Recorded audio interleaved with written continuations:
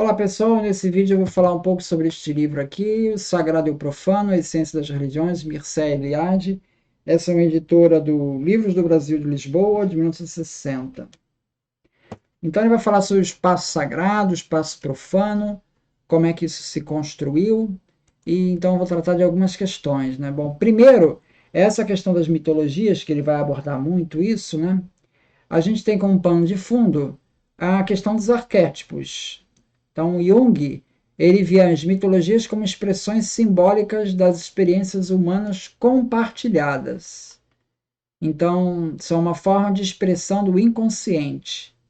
Então, na verdade, a mitologia é um conteúdo que está lá no inconsciente de todo mundo, inconsciente coletivo, e que aquilo ganha expressão nas mitologias. O Mircea Eliade, ele não entendia assim as mitologias, como produto do inconsciente. Ele diz assim, um mito é, entre aspas, produzido pelo inconsciente, da mesma maneira que se pode dizer que Madame Bovary é o produto de um adultério. Produto, entre aspas, de um adultério. Então, ele está traçando um paralelo entre uma obra de ficção e a mitologia.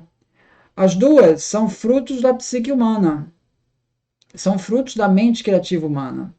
Porém, a mitologia, elas nos conectam com a nossa ancestralidade, enquanto obras literárias como Madame Bovary nos convidam a explorar a complexa natureza humana e suas contradições. Quer dizer, a obra ela é baseada num adultério e em cima daquilo vai se construir uma história, né? Então, da mesma maneira que um adultério não necessariamente leva a esse livro, né? Um adultério não necessariamente leva a esse livro. Isso foi resultado de uma criação do autor em cima desse tema. Então, da mesma maneira, o inconsciente não necessariamente leva à mitologia. É necessário o elemento de criatividade do autor para construir essa mitologia, tá?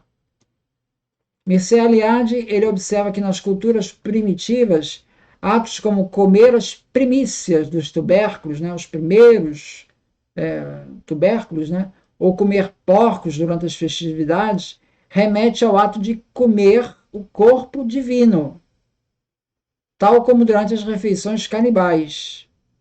Ele diz assim: a planta alimentar não é dada na natureza. Ela é o produto de um assassinato, porque assim ela foi criada na aurora dos tempos. A caça às cabeças, os sacrifícios humanos, o canibalismo, tudo isso foi aceito pelo homem a fim de assegurar a vida das plantas.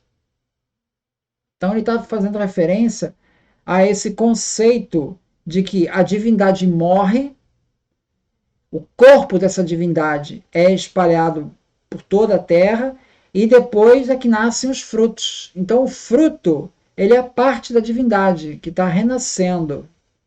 Essa é a base dos cultos da fertilidade. Sempre tem um sacrifício, um Deus que morre e que ressuscita, né? Então, Mircea Eliade destaca que para o homem primitivo, todas as coisas estão impregnadas do sagrado. Para o homem religioso, a natureza nunca é exclusivamente natural, ela está carregada de valor religioso. A experiência de uma natureza radicalmente dessacralizada é uma descoberta recente do mundo moderno. Bom, existe um autor chamado Alexander Marshak, que ele argumenta que os ciclos lunares já tinham finalidades práticas e rituais, antes mesmo da invenção da agricultura.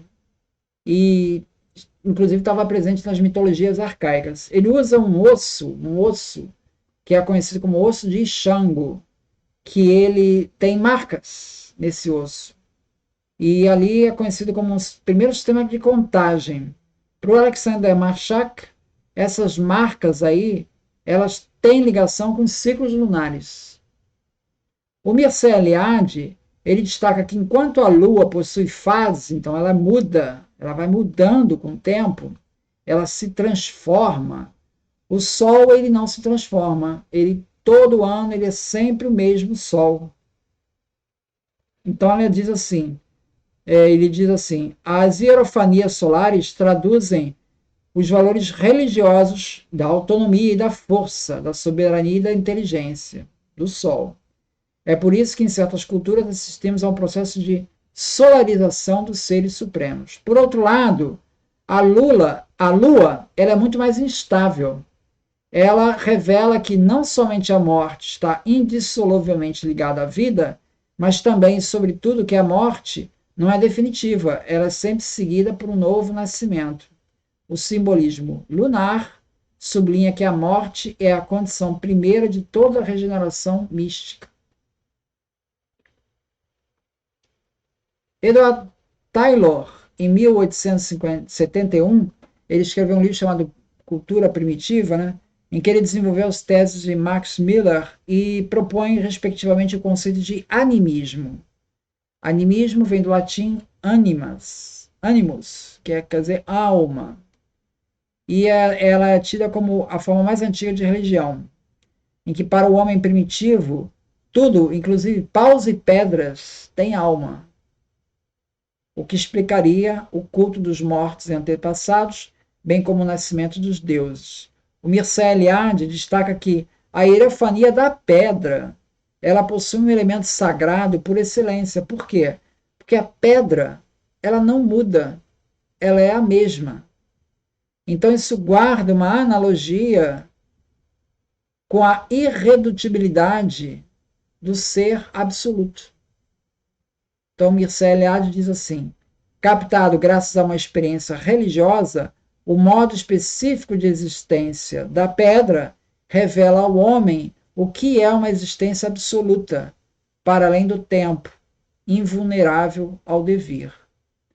Então, essas conclusões religiosas elas só vão começar a ser possíveis a partir daquela revolução cognitiva que aconteceu por volta de 50 mil anos. Antes disso, o homem primitivo ele não é capaz, assim como o animal, ele não é capaz de fazer essas analogias, essas correspondências. Então, esses paralelos, né, entre a natureza e entre seres divinos, né, ela já começa a ser traçada a partir do momento que o homem ganha essa capacidade cognitiva, tá? Muito obrigado, então.